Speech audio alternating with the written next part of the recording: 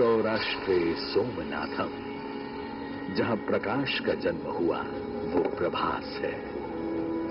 यहाँ की हवाओं में ऋषियों का तप है और लहरों में महादेव का जय घोष।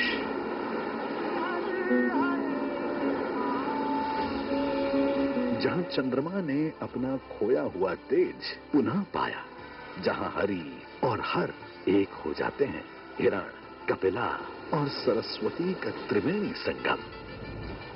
युग बदले, सतयुग में सोम ने स्वर्ण, त्रेता में रावण ने रजत, द्वापर में कृष्ण ने चंदन और कलयुग में भीमदेव ने सोमनाथ मंदिर को पाषाण से गढ़ा। ये भूमि परशुराम के तप, रघुनंदन राम की भक्ति और बलराम के महाप्रयाण की साक्षी है।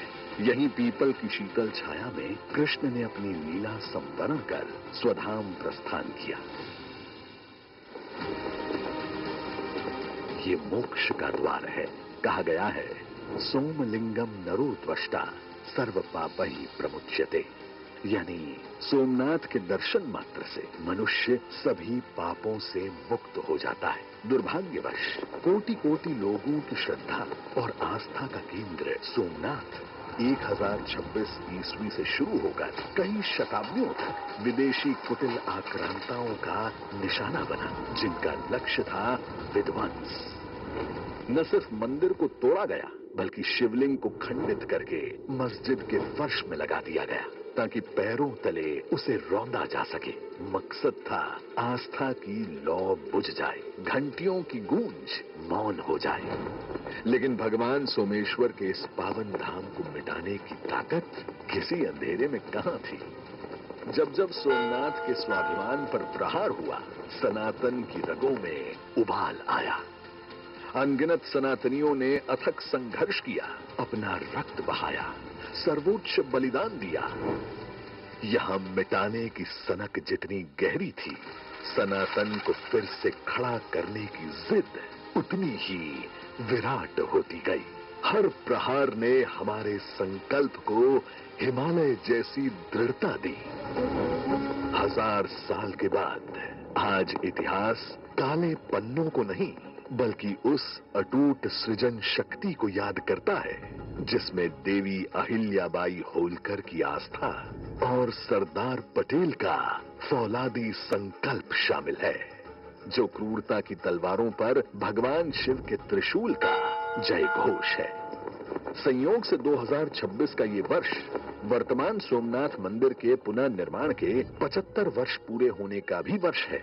आज उसी अटूट इच्छा शक्ति के साथ प्रधानमंत्री श्री नरेंद्र मोदी के नेतृत्व में सोमनाथ का वैभव, आधुनिकता और सुविधाओं के नए आयाम छू रहा है। भगवान सोमनाथ की कृपा अवतीर्ण होती है, कृपा के भंडार खुल जाते हैं।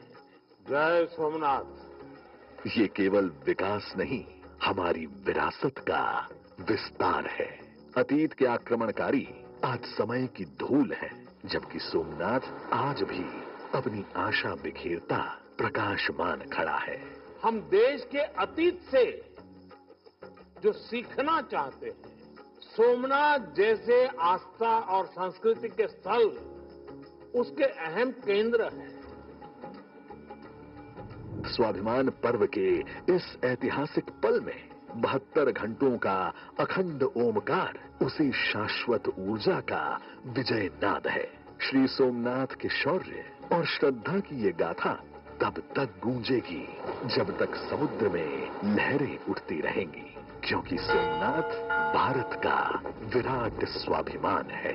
सोमनाथ अडिग है, सनातन चिरंजीवी है। जय श्री सोमनाथ।